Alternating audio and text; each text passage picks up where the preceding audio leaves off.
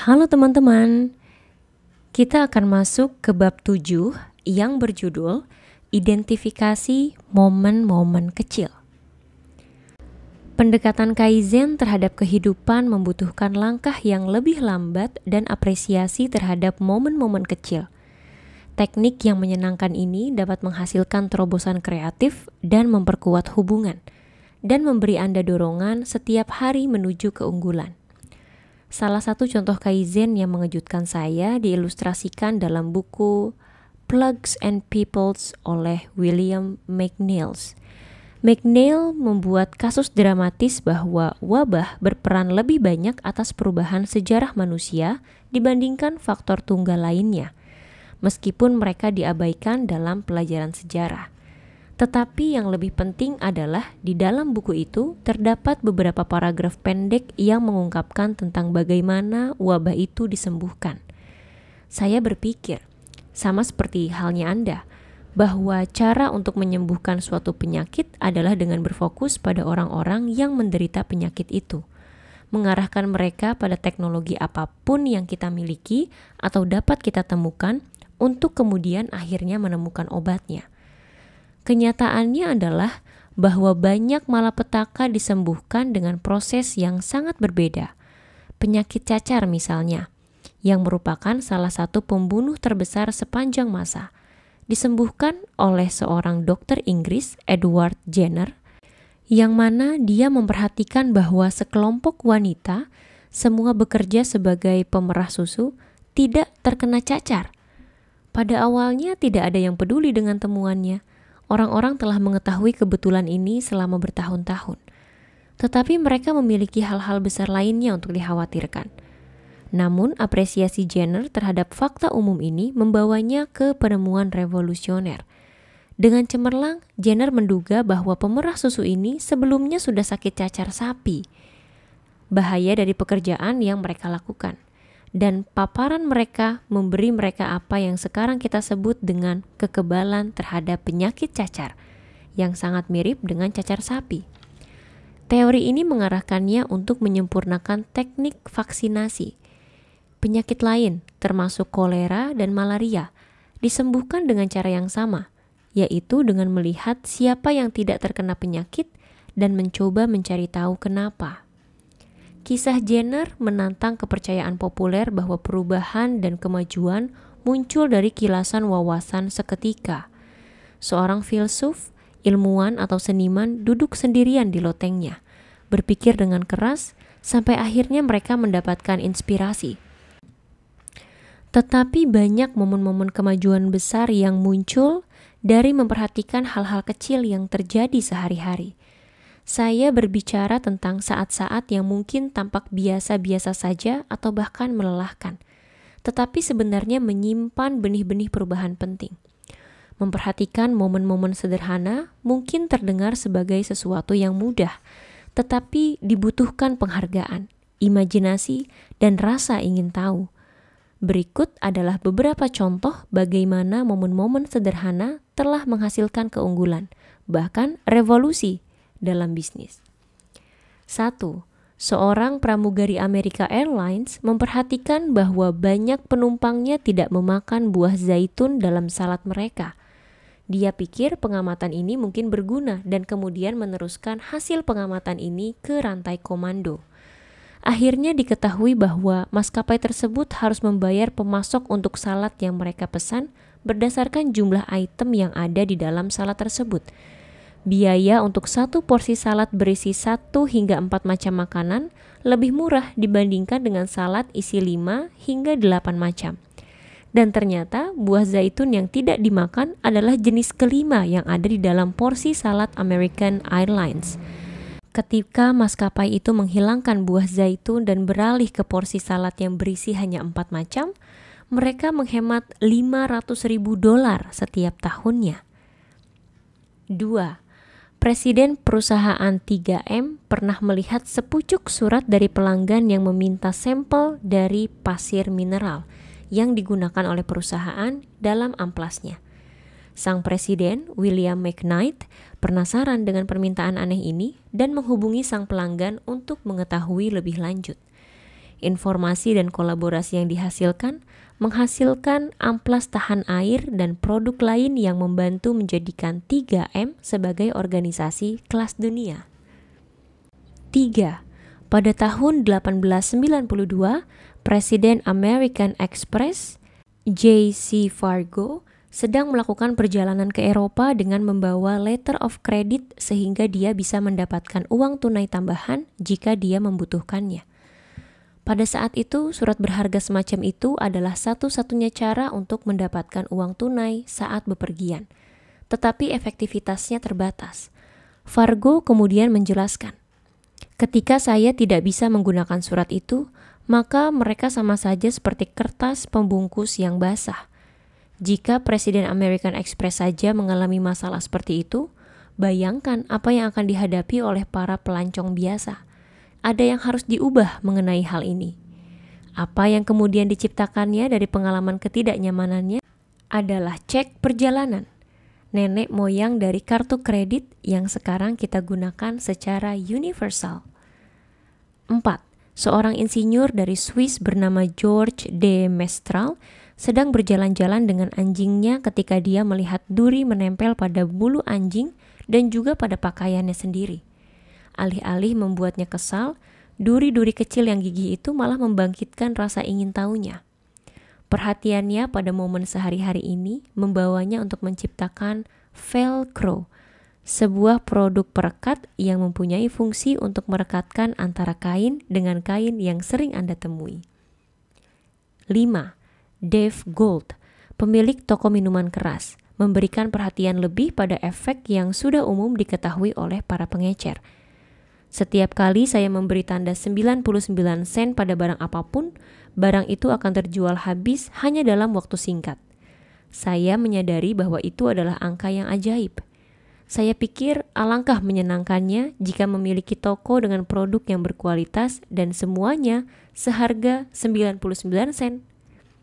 Gold kemudian menciptakan rantai toko yang menjual produk serba 99 sen. Dan sekarang memiliki sebanyak 332 toko. Yang keenam, saat pergi berlibur dengan keluarganya, seorang penemu bernama Edwin Land memotret putrinya yang berusia 3 tahun.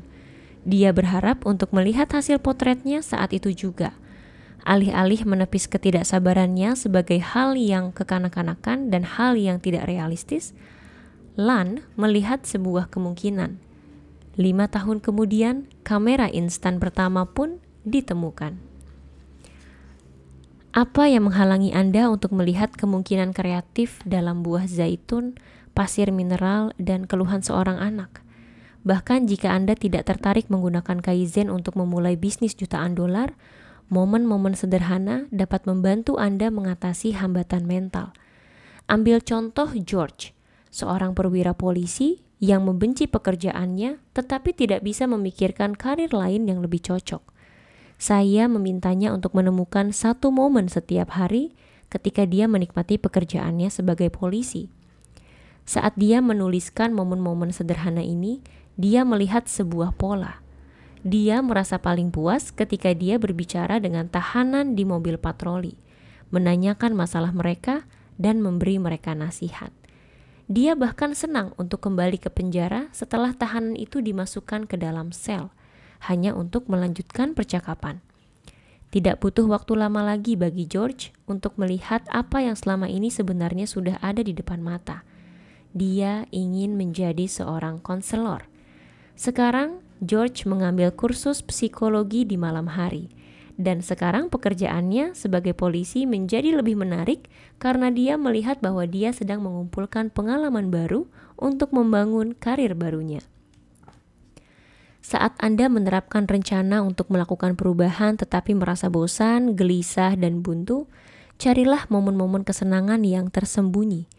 Orang-orang yang paling berhasil dalam meningkatkan kebiasaan sehat mereka adalah mereka yang mengubah olahraga atau makan dengan baik menjadi sumber kegembiraan atau kebanggaan. Klien saya telah mengajari saya bahwa hal ini juga berlaku untuk tujuan lainnya. Jadi, jangan berasumsi bahwa kebahagiaan akan datang ketika ukuran celana jeans Anda turun menjadi nomor 6, atau pernikahan baru Anda yang kuat, atau lemari Anda yang tersusun dengan rapi. Sebaliknya, fokuslah pada saat-saat perubahan yang memberi Anda kesenangan.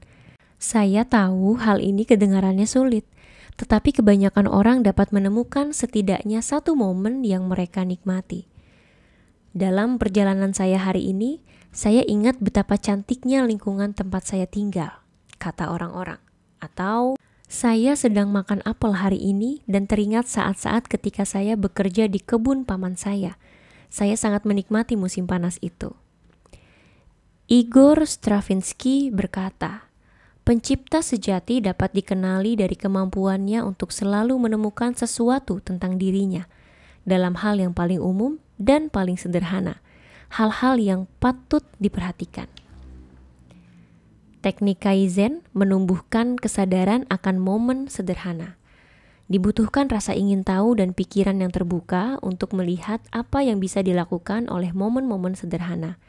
Dengan mengembangkan kualitas-kualitas ini, Anda dapat meningkatkan peluang Anda untuk mengenali potensi kreatif, kapanpun hal itu muncul di hadapan Anda. Berikut adalah langkah-langkah untuk membantu pikiran Anda tetap terbuka, menyenangkan dan waspada terhadap momen-momen sederhana, bahkan dalam situasi yang penuh emosi. 1. Carilah seseorang yang memiliki pendapat yang berlawanan dengan Anda mengenai isu-isu kebijakan sosial yang hangat, seperti aborsi, pengendalian senjata api, atau kupon sekolah. Akan sangat membantu jika orang ini adalah orang asing, misalnya seseorang yang duduk di sebelah Anda di dalam pesawat, bukan teman dekat atau anggota keluarga. 2. Libatkan orang ini dalam percakapan di mana Anda hanya mengajukan pertanyaan dengan satu tujuan, untuk menemukan dan memahami alasan dari sudut pandangnya. 3. Cobalah untuk tidak berdebat, membujuk atau bersikap menghakimi. 4. Anda akan tahu bahwa Anda berhasil ketika Anda merasa orang tersebut menjadi semakin santai dan cerewet saat dia merasakan minat dan rasa hormat Anda. Hubungan, serangkaian momen sederhana. Kaizen membentuk dasar hubungan yang kuat. Saat demi saat kita mengenal satu sama lain dan membangun kepercayaan. Ketika menjadi profesor psikologi di University of Washington, Dr. John Gottman melakukan sebuah penelitian di mana pasangan relawan masing-masing pindah ke kondominium khusus yang merupakan laboratorium untuk mengamati perilaku mereka. Peneliti mengamati interaksi alami dari pasangan ini saat mereka menjalani rutinitas harian mereka. Subjek juga secara berkala terhubung ke monitor untuk merekam setiap perubahan biologis saat mereka mendiskusikan area konflik atau hal-hal lain. Tentu saja ini adalah pengaturan yang tidak ortodoks untuk studi ilmiah. Tetapi yang membuat kita menganggap serius Gottman adalah hasil-hasil penelitiannya yang luar biasa.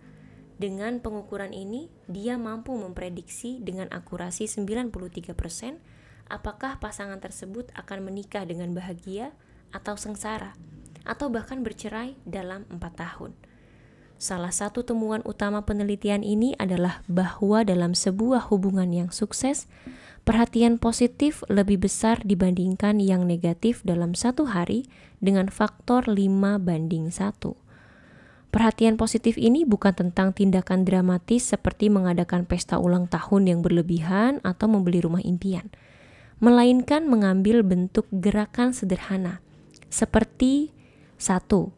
Menggunakan nada suara yang menyenangkan saat menerima panggilan telepon dari pasangan, sebagai kebalikan dari nada jengkel atau langkah yang tergesa-gesa yang menyiratkan bahwa panggilan telepon dari pasangan mengganggu tugas penting yang sedang Anda lakukan.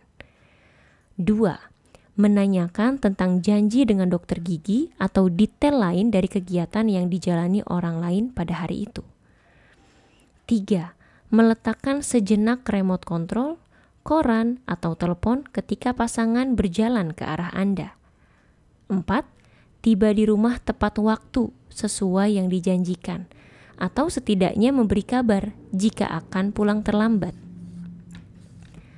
Momen-momen sederhana ini ternyata lebih dapat memprediksi hubungan yang penuh kasih dan saling percaya dibandingkan langkah-langkah yang lebih inovatif seperti liburan romantis dan hadiah mahal. Mungkin karena momen-momen sederhana ini memberikan sifat perhatian lembut dan pemeliharaan yang konsisten. Harriet Beecher Stowe berkata, untuk bisa menjadi hebat dalam hal-hal sederhana, untuk sungguh-sungguh menjadi mulia dan heroik dalam detail kehidupan sehari-hari yang hambar, adalah kebajikan yang sangat langka sehingga layak untuk dianggap suci. Desmond Tutu berkata, berikan sedikit kebaikan Anda dimanapun Anda berada. Itu adalah hal-hal sederhana yang baik yang membuat dunia kewalahan. Aplikasi lain dari Kaizen untuk hubungan adalah membiarkan diri kita tertarik pada detail kecil dari kehidupan pasangan kita. Alih-alih mengharapkan pasangan untuk menghibur kita dengan tindakan dan cerita yang dramatis, kita dapat mencoba menghargai kualitas dan tindakan mereka sehari-hari. Ketika orang mengatakan kepada saya bahwa mereka bosan dengan hubungan mereka saat ini, saya sarankan kepada mereka untuk mencoba Kaizen. Anda juga mungkin ingin melakukan hal ini. Latih diri Anda untuk fokus pada aspek kecil dan positif dari pasangan Anda, alih-alih berfokus pada kekurangannya yang besar, atau menunggu naik kereta kuda atau perjalanan ke Paris. Hargai tindakan sederhana yang dilakukan oleh pasangan. Gunakan nada suara yang menyenangkan atau sentuhan yang manis. Satu kesalahan yang dilakukan banyak orang selama proses ini adalah memuji pasangan mereka hanya atas tindakan mereka. Kita akan mengatakan, kamu pandai memasak, atau kamu melakukan pekerjaan yang bagus dalam memangkas pagar tanaman. Tetapi jika pasangan Anda menerima pujian hanya untuk layanan yang dia berikan, dia mungkin akan mulai merasa seperti seorang karyawan. Sebaliknya, cobalah untuk mengidentifikasi satu momen setiap hari di mana Anda dapat memuji kepribadian atau penampilan pasangan Anda. Cobalah mengatakan, aku suka penampilan rambutmu di pagi hari, atau aku suka melihat betapa bersemangatnya kamu dalam perjalanan ke bioskop. Mengakui momen-momen sederhana ini dapat meyakinkan pasangan Anda bahwa dia dicintai sebagai pribadi, bukan hanya sebagai ibu rumah tangga atau pencari nafkah. John Gottman berkata, beralih ke pasangan Anda dengan cara-cara sederhana juga merupakan kunci romansa yang tahan lama. Banyak orang berpikir bahwa rahasia untuk berhubungan kembali dengan pasangan mereka adalah dengan menyiapkan makan malam dengan cahaya lilin dan liburan di tepi laut. Tetapi rahasia sebenarnya adalah untuk saling memperhatikan satu sama lain dengan cara-cara sederhana setiap hari. Berfokus pada momen-momen sederhana adalah hal yang mudah namun sulit untuk dilakukan. Saya teringat betapa mudahnya ketika saya melihat anak-anak bermain dan belajar. Mereka benar-benar fokus pada saat itu, sehingga dapat menikmati dan asyik dengan aktivitas mereka dan teman-teman mereka. Saat otak mereka berkembang, dua kapasitas lain muncul. Salah satunya adalah kemampuan untuk mengingat masa lalu, dan yang lainnya adalah kemampuan untuk mengantisipasi masa depan. Ini adalah tambahan yang penting pada perangkat kelangsungan hidup kita sebagai spesies. Kemampuan untuk mengingat ke arah mana musuh kita terlihat dan mengantisipasi masalah apa yang mungkin terjadi dengan mereka sangatlah penting. Tetapi dengan kedua keterampilan baru ini, biasanya juga berarti bahwa kita semua terlalu banyak menghabiskan waktu untuk memikirkan masa lalu dan mengkhawatirkan masa depan. Melalui Kaizen, kita dapat memperoleh kembali kualitas masa kanak-kanak yang berharga, yaitu kemampuan untuk menikmati momen, untuk terpesona dengan orang-orang di sekitar kita, dan apapun yang kita lakukan.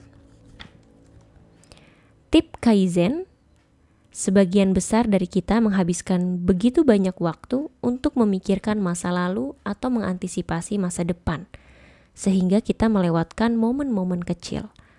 Setiap kali Anda menemukan diri Anda tersesat dalam kekhawatiran atau penyesalan, coba lakukan ini.